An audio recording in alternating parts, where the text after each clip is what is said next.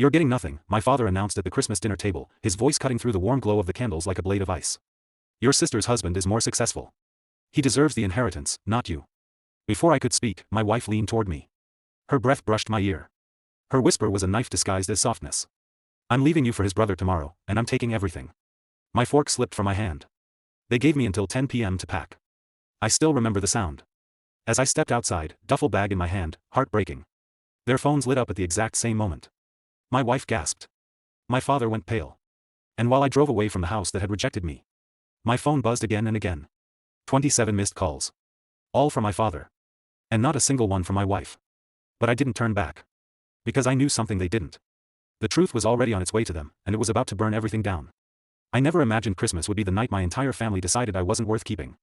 The house was filled with its usual fake warmth, cinnamon candles, a plastic tree, and the illusion that we were a stable family.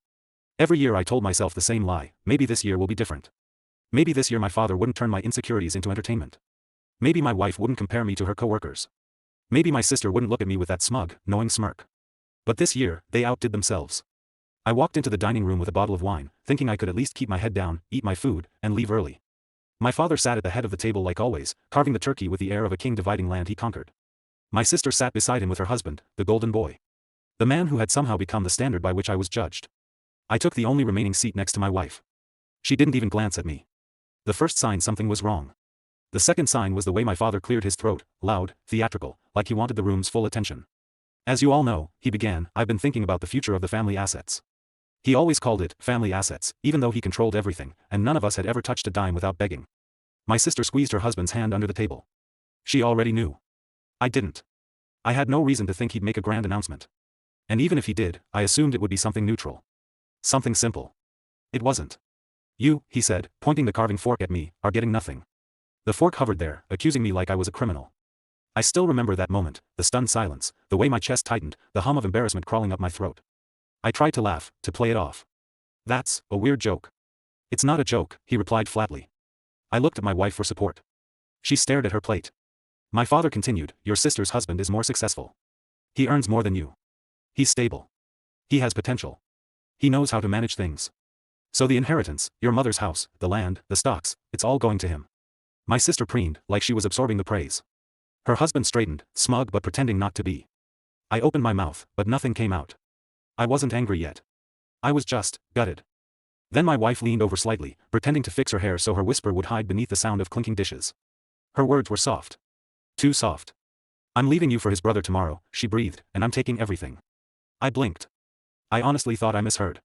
But then she added, with practiced cruelty, "I need someone, real. Real. Meaning successful. Meaning richer. Meaning not me." My father raised his glass as if waiting for applause. "Now that that's settled, let's eat." I didn't argue. What was the point? The verdict had been announced, the jury had smiled while doing it. I ate in silence, my hands trembling slightly. No one noticed. No one cared enough to. After dinner, my father gestured toward me with a dismissive wave. "You have until 10 p.m. tonight to pack your things from the house. After that, I'll assume you don't want anything." My wife nodded beside him. They had discussed this. She wasn't shocked. She wasn't even conflicted. The room spun. I excused myself, walked to the spare room where we'd been staying for the holidays, and began packing. Not because they had told me to, but because I couldn't breathe in that house anymore. Every shirt I folded felt like another reminder that I'd failed in their eyes. Failed as a son. Failed as a husband. Failed as a man. By 9:45 p.m., I zipped up the last bag. My wife leaned on the doorframe, arms crossed. "You'll be fine," she said. "Someone like you always finds some way to survive." The condescension in her tone made my skin crawl. I didn't respond. I just walked past her. As I stepped outside into the cold night, my breath turning white in the air, something strange happened. Their phones lit up, simultaneously. My father frowned at the screen. My sister gasped. My wife stepped closer to read it. Her face drained of color. Before I even reached my car, she screamed. My father shouted my name. But I didn't turn around. I didn't need to. Because I knew what they were seeing. Knew what message had just detonated in their group chat. Knew what secret was finally crawling into the light. I started the engine and pulled away, the gravel crunching beneath my tires. My phone began vibrating nonstop. At first I ignored it. But when I checked at a red light a few miles away, I saw 27 missed calls. All from my father. My wife had not called once. I tossed the phone onto the passenger seat and kept driving until the house was just a memory behind me. I didn't know where I was going. I didn't have a plan. All I had was the truth I had released moments before leaving, a truth they never expected me to uncover. A truth that would unravel everything they had built. It started 3 weeks earlier. With a feeling. A suspicion. My wife had been distant, suddenly critical of everything I did. My father had started praising my sister's husband in every conversation. And every time I tried to talk about my own achievements, even small ones, they brushed them off. So I started paying attention. And what I discovered was worse than I imagined. Not only were they planning to push me out of the family. They were conspiring to take everything I had built too. They thought I was oblivious. They thought I was weak. They thought I wouldn't fight back. They were wrong. Weeks before Christmas, I had found the messages. The documents. The recordings. And I made copies, digital and physical. Then I set a timer. A scheduled message. One that would go off at 10 p.m. exactly, no matter what. It would reveal my wife's affair. My father's illegal financial transfers. My sister's husband cheating on her. The forged inheritance documents. The plan to bankrupt me. The plan to frame me for financial misconduct at work. All neatly packaged. All backed up by evidence they couldn't argue with. When I left that night, I didn't just walk away. I detonated everything they valued. I didn't make a scene. I didn't yell or beg. I simply opened the door. And let the truth walk in behind me. As I drove, another call came in, vibrating violently against the console. I didn't pick up. Instead, I rolled the window down and let the cold air hit my face. For the first time in years, I felt free. But freedom comes with consequences. And while I was driving toward my next chapter, my family was descending into chaos. My wife would learn that the brother she wanted to leave me for had been cheating on his girlfriend for months. My sister would discover her husband had been funneling money from the family business. My father would learn that the assets he claimed belonged to him were now under investigation. I didn't destroy them. They destroyed themselves. I simply handed them the mirror. But this was only the beginning. Because the message I sent them was only part 1. The second part, scheduled to be delivered 24 hours later, was the one that would bring their entire world crashing down. And they had no idea what was coming. I didn't sleep the night I left. I checked into the cheapest motel I could find, a flickering sign, peeling paint, a bed that sank like it had given up years ago. But for the first time in a long time, I didn't feel trapped. My family thought they exiled me. They had no idea I had already escaped. A thin layer of dust sat on the motel nightstand, disturbed only when my phone buzzed again. More missed calls. More messages. I put the phone face down and stared at the cracked ceiling, listening to the hum of the heater. At 10 p.m. that night, the exact time they had given me to pack and leave, my second scheduled message would be delivered. Part 1 had exposed their betrayals. Part 2 would expose their crimes. Everything I had spent weeks collecting was organized into a single folder that automatically forwarded to 3 places. The family lawyer. The tax authorities. And the board of directors at the company my father swore I would never be good enough to lead. No one knew I had those files. Not my wife. Not my father. Not my sister. Not the golden husband. Not the brother she was planning to run off with. Because they never thought I was smart enough to look stupid. Passive. Weak. That was the role I played so well they forgot it was an act. I didn't plan on sleeping, but exhaustion eventually dragged me under. When I finally opened my eyes, harsh sunlight cut through the flimsy motel curtains. My phone was blinking. Dozens of messages. I took a breath and scrolled. Father. What have you done? Call me now. This is serious. Fix this before it goes too far. Answer me. Then the tone changed. Please. My father never said please. Next were the messages from my sister. I need to talk to you. Why would you do this? I didn't know. She did know. She just didn't care until it affected her. Then came my wife. Her messages were short. We need to talk. Please call. You don't understand. But the one that made me laugh, actually laugh, was her last one. We can fix this. I still love you. Love? She didn't even respect me. I put my phone down and let the silence settle. They weren't sorry. They were scared. And they should be. Because in less than 12 hours, part 2 would go out.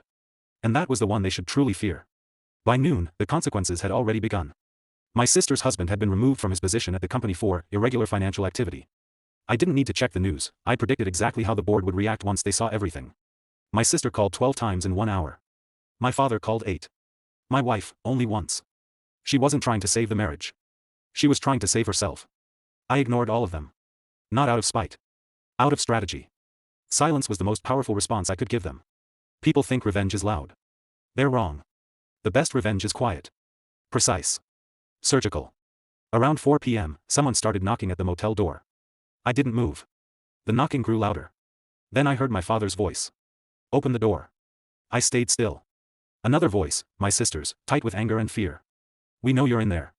They didn't know. They were guessing. I stayed silent. My father banged harder. We need to fix this before it gets worse. Then my sister snapped, you're ruining everything. I almost laughed again. I was ruining everything. Funny, considering they tried to hand me my life in a trash bag and kick me out on Christmas. I let them knock. Let them stew. Let them panic. Eventually the knocking stopped. I waited a full 10 minutes before I moved. When I peeked out the window, I saw the family car pulling away. Their desperation was just beginning. At exactly 10 p.m., 24 hours after they kicked me out, the second part of the scheduled release went out automatically. This one was worse.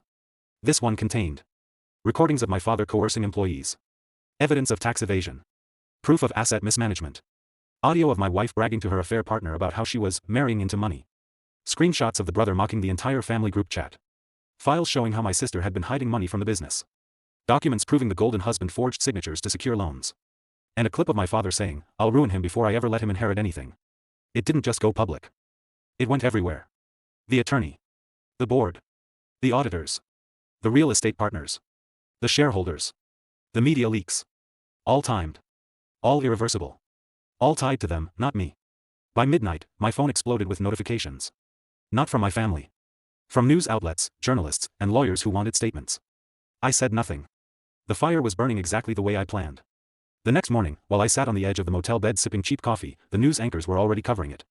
Major company under investigation for fraud and corruption. Family business empire at risk. Multiple members implicated. They showed blurred photos of my father, my sister's husband, even my wife entering the office building. Not once did they show me. Not once did they mention my name. And that was the point. I wasn't part of the scandal. I was the ghost behind it. Around noon the next day, there was another knock. But this one was soft. Tentative. I opened the door. My wife stood there. Her makeup was smeared, like she'd been crying. She wore the same clothes as the night I left. "Please," she whispered, "can we talk?" I stepped aside. Not to let her in. Just to let her know I wasn't scared of her anymore. She entered. Looked around. Her voice cracked. "What did you send?" I sat down on the bed. "The truth." She swallowed hard. "You didn't have to do this. You didn't have to whisper in my ear that you were leaving me for someone else while my father announced he was disinheriting me." She flinched.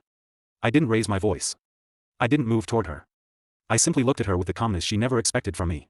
She sank to the floor. "They're all blaming me." "They should," I said. "You were part of it." Her tears turned to anger. "You ruined your father. You ruined your sister. You ruined their husbands. You ruined me." "No," I corrected. "You all ruined yourselves. I just stopped protecting you." She stared at me, really stared. And finally understood. I wasn't the weak one. I was the quiet one. The observant one. The patient one. She wiped her face. "What do you want?" "Nothing," I said. That terrified her more than anything else. She left without another word. That was the last time I ever saw her. The fallout was swift. My father resigned from everything. My sister filed for divorce. Her ex-husband faced criminal charges. The brother went into hiding. My wife disappeared from social media entirely. The entire dynasty collapsed like a rotting building held up by lies. But the part that shocked them most? I didn't try to take control of the business. I didn't sue for damages. I didn't fight for the inheritance. I walked away from all of it. Because I didn't need to destroy what they built. I needed to show them they couldn't destroy me. My freedom was worth more than any property, any money, any legacy. They wanted me small. I wanted me gone. And I won. Months later, when the investigation settled and the dust finally cleared, I received an email from the old family lawyer. He wrote, "You were the only one who told the truth.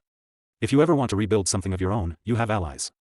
It was the first time in my life someone from that world saw me as more than a disappointment. I closed the laptop, stepped outside, and inhaled the clean air of the new town I'd moved to. No more family drama. No more manipulation. No more walking on eggshells. I built a small life. A quiet life. A free life.